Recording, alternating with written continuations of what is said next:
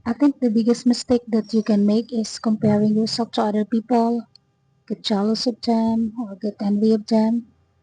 Kasi, upon my study with astrology and numerology, may kanya-kanya na tayong blueprint or life map sa buhay. May kanya-kanya tayong soul purpose or mission dito sa mundo.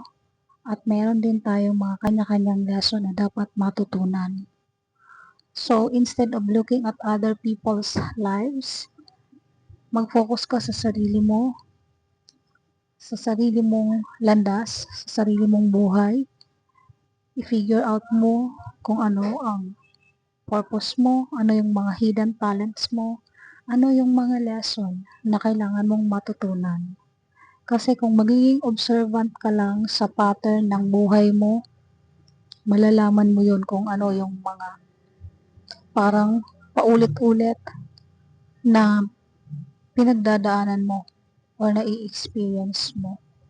Unless matutunan mo yung lesson mo sa isang bagay or sa isang sitwasyon, ka lang makakaalis sa sitwasyon na yon. Tsaka ka makakapag-move forward. In other words, kung gusto mong ma-fulfill mo yung soul purpose mo or mas maging maayos ba ang buhay mo, alamin mo kung ano ang gusto ni God or ni universe para sa iyo.